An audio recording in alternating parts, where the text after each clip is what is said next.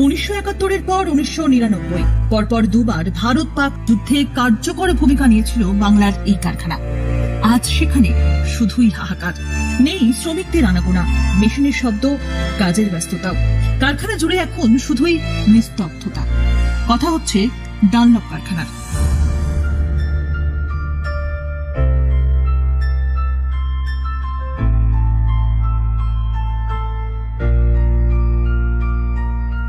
ভারত পাক যুদ্ধ এবং কার্গিল যুদ্ধে পাকিস্তানের বিরুদ্ধে লড়াইয়ের সময় ভারতীয় বায়ুসেনার হাতে টায়ার তুলে দিয়েছিল ডানলপ।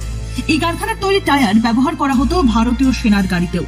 আজ দেশ যখন আরো একবার পাকিস্তানের বিরুদ্ধে ঝাঁপিয়ে পড়েছে, তখন পুরনো স্মৃতি আঁকড়ে দাঁড়িয়ে রয়েছে কঙ্কালসার ডানলপ। কারণ 25 যুদ্ধে ডানলপের অস্তিত্ব নেই।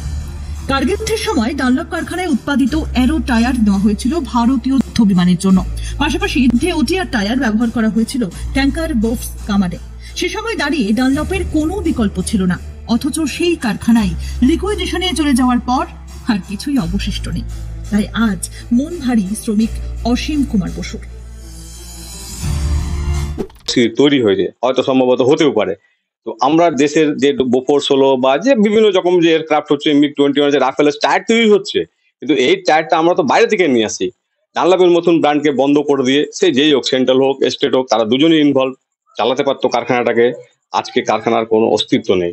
একসময় প্রধানমন্ত্রী নিজের বাজপেয়ী এখানে অর্ডার দিয়ে টায়ারটা নিয়ে গেছিলেন, যে বলেছিলেন ঠিক আছে আমি ডানলপকে দেখছি আমরা কি করা যাবে, কিন্তু কিছুই হলো না।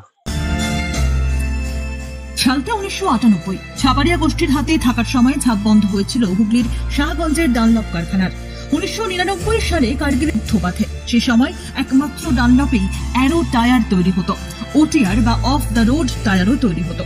কারখানার উৎপাদন বন্ধ হয়ে গেলেও কারখানার ভিতরে তখন মজুদ ছিল প্রচুর পরিমাণ টায়ার। জরুরি পরিস্থিতিতে সেই সময় তৎকালীন প্রধানমন্ত্রী অটল বিহারী বাজপেয়ী তৎকালীন প্রতিরক্ষা মন্ত্রী জর্জ ফার্নান্ডেসকে ডানলপ থেকে সামরিক টায়ার কেনার নির্দেশ দিয়েছিলেন। সেই মতোই ভারতীয় সেনা ডানলপ থেকে টায়ার কিনে নিয়ে যায়। কিন্তু বেতন আটকে থাকায় প্রথমে শ্রমিকরা দিতে রাজি ছিলেন না। রাজ্যের তৎকালীন অর্থমন্ত্রী অসীম দাশগুপ্ত শ্রমিকদের বুঝিয়েছিলেন দেশের স্বার্থ আগে। তাই সেই দিন কারখানার গেট খুলে টায়ার ভারতীয় সেনার হাতে তুলে দেন শ্রমিকরা। তারপর তাদের অবশ্য কেউ মনে রাখেনি। কারখানায় পড়ে থাকা যন্ত্রাংশে এখন মরচে পড়েছে। এখানে সেখানে গজিয়ে উঠেছে আগাছা, ঝোপ, জঙ্গল। কারখানা বন্ধের পর কষ্টের হয়েছে জীবন। শ্রমিক মধু শর্মার গলাতে তাই ধরা পড়ল চাপা অভিমানের সুর।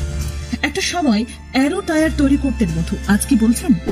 মানে তাদের হাতে সমর্পণ করি, এবং সমর্পণ করার মূলে আমরা নিজেটা গর্ববোধ করেছিলাম যে এই ডানলপ টায়ারই একমাত্র যুদ্ধকালীন পরিস্থিতিতে দেশ বাঁচাতে পারে এবং সবকিছু থেকে তারা মানে দেশের একটা সবচেয়ে ঊর্ধ্বতম স্থান দখল করে রাখবে। কিন্তু আজকে আমাদের খুব দুর্ভাগ্য, সেই ডানলপ কারখানা আজকে টোটালি নিমজ্জিত এবং টোটালটাই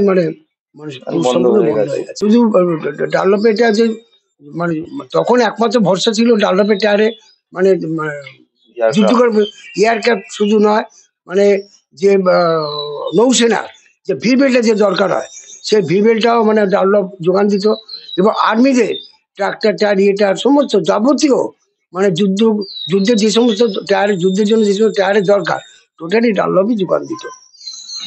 এর কোনো বিকল্প ছিল না। কার্গিল যুদ্ধের সময় প্রায় 10 কোটি টাকা দিয়ে ডানলপ থেকে টায়ার কেনে কেন্দ্র সরকার। কিন্তু দুর্ভাগ্য, সেই টাকা আজও আদালতে আটকে। দেশ যখন আরো একবার যুদ্ধের ময়দানে লুটছে, তখন ঘুরে ফিরে পুরনো স্মৃতি আওড়াচ্ছেন মধুবাবু, অসীম বাবুরা। তাদের মনে আক্ষেপ একটাই, যদি ডানলপ বন্ধ না হতো তাহলে আজও হয়তো আগের মতোই দেশ রক্ষার কাজে নিজেদের অবদান রাখতে পারতেন।